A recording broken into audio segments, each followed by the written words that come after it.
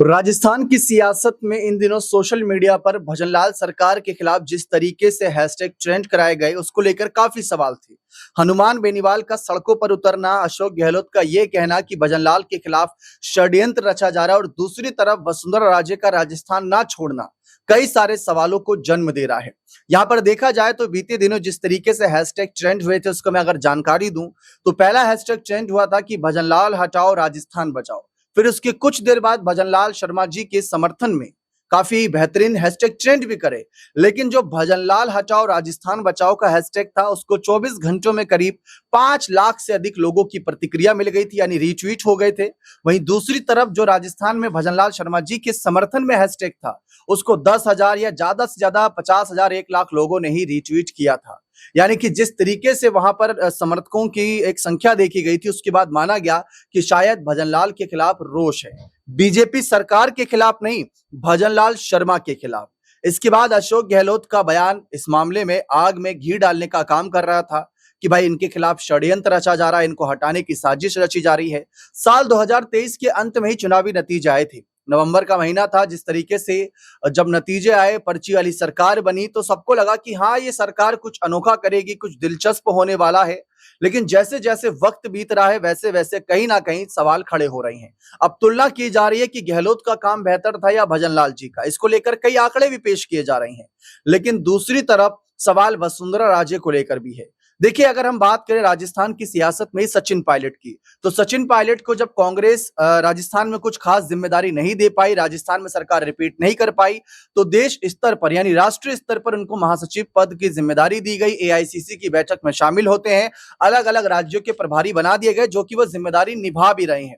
लेकिन बात कुछ इस तरीके से बीजेपी की भी अगर हम करें तो वसुंधरा राजे को लेकर सवाल था कि अगर वो सीएम नहीं बनी तो जल्द ही राष्ट्रीय के कुछ पदों पर हमें देखने को मिल सकती है, जैसे कि मनोहर लाल खट्टर को हमने देखा कैबिनेट मंत्री बने, शिवराज सिंह चौहान जो सीएम नहीं बन पाए मध्य प्रदेश में वो भी कैबिनेट में शामिल हो गए मोदी जी के।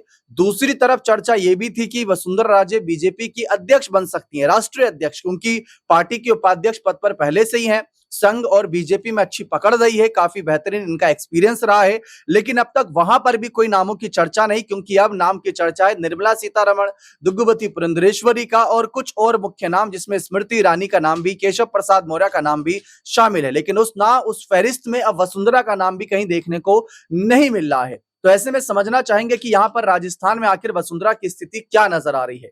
अमन सर हमारे साथ मौजूद है, हमारे खास सहयोगी न्यूज रूम में।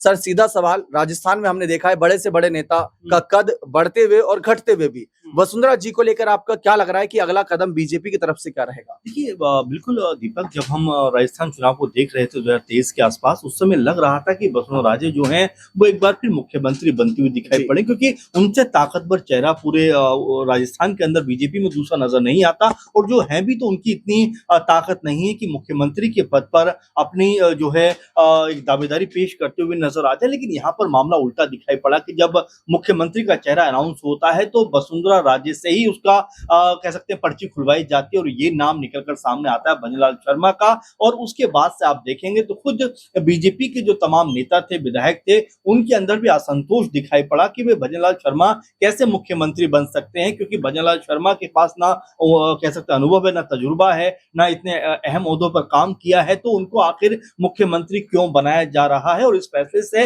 राजे और उनके समर्थक जो लोग थे वो भी काफी खफा दिखाई पड़े। लेकिन अब जिस तरह से एक ट्रेंड चल रहा है कि भजनलाल शर्मा को हटाओ राजस्थान बचाओ, उसके लिए बीजेपी भी कहीं ना कहीं एक्टिव मोड पे दिखाई तो पड़ रही है। लेकिन अपने मुख्यमंत्री का जो बचाव करना चाहिए, जिस तरह से अपने मुख्यमंत्री को सेफ जोन में लेकर आना चाहिए, वो करने में नाकाम साबित हो रहे हैं। क्योंकि आप देखिए 5-6 लाख लोग लगातार सोशल मीडिया पर भजनलाल शर्मा को ट्रोल करते हुए दिखाई पड़ रहे हैं और ये कह रहे हैं कि उनसे राजस्थान संभल नहीं रहा है, उनसे राजस्थान में जो कार्य होने चाहिए, विकास होना चाहिए, बेरोजगारी खत्म होनी चाहिए, वो तमाम चीजें ठप हो गई। और आपको याद होगा कि अशोक गहलोत ने भी कुछ समय पहले कहा था कि भजनलाल शर्मा को लेकर उनकी ही पार्टी के अंदर एक असंतोष है, यानी उनकी ही पार्टी के लोग उनसे बहुत खुश नहीं है। क्योंकि आप देखेंगे बेरोजगारी का मुद्दा जस का तस है, बच्चे जो है सड़कों पर नजर आते हैं, अपॉइंटमेंट लेटर उनको नहीं दिया जाता, यानी एक तरीके से अराजकता का माहौल है। क्राइम रेट के मामलों में आप देखेंगे अमूमन राजस्थान से इस तरह खबरें सामने आती रहती हैं। और विकास को लेकर तो ये कहा जा रहा है कि कोई भी विकास वहां पर नहीं हो रहा है। यानी कि देखिए सर, एक जी, सवाल यहाँ पर रहेगा। जो प्रदेश प्रभारी हैं कांग्रेस के जी,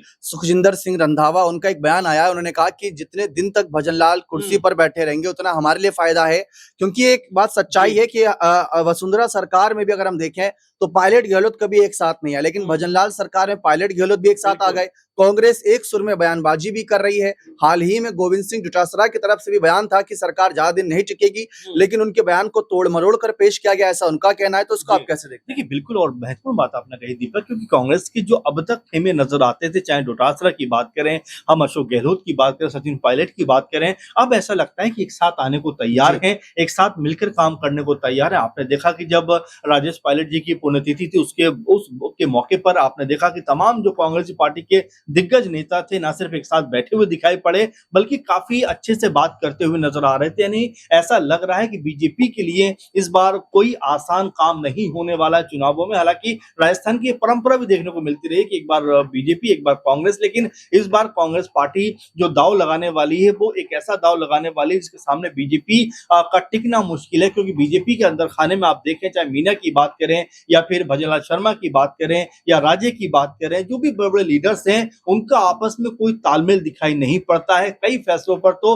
राजे भी भजनलाल शर्मा के खिलाफ मोर्चा खोल चुकी हैं। वहीं अगर मीना की बात करें तो वो भी समय-समय पर अपनी सरकार के ऊपर कई तरह के आरोप लगाते रहे। तो ये बड़ा कह सकते हैं कि बीजेपी के लिए मुश्किलों भरा एक सफर है, जहाँ 5 साल उनको पूरे करना है और 5 साल पूरे भजनलाल शर्मा के साथ करने हैं, क्योंकि हर कोई ये बात कह रहा है कि भजनलाल शर्मा एक बहुत ज़्यादा जो मुख्यमंत्री के तौर पर एक जो सहज होना चाहिए, वो सहज नहीं हो पा रहे हैं। आप देखेंगे मध्य प्रदेश का भी कुछ ऐसा ही हाल है, जहाँ पर मोहन सिंह यादव को मुख्यमंत्री तो बना दिया गया, लेकिन अभी भी उनकी जो स्थिति है कोई बहुत ताकतवर नजर नहीं आती। कई मौकों पर ऐसा लगता है कि वो फैसले लेने में चूक जाते हैं या कोई अडिग या मजबूत फैसला नहीं कर पाते। कुछ ऐसा ही हशर भजनलाल शर्मा का भी है, जहां जब उनसे पीएम के बारे में पूछा जाता, बल्कि ये पूछा जाता है कि भाई आपके सबसे ज्यादा पसंदीदा एक्टर कौन से हैं, कहते हैं नरेंद्र मोदी। यानी अपने ही पीएम को वो एक्टर बताते हुए नजर आते हैं, कभी कुछ और बयानबाजी करते हुए नजर आते हैं। दीपक, ये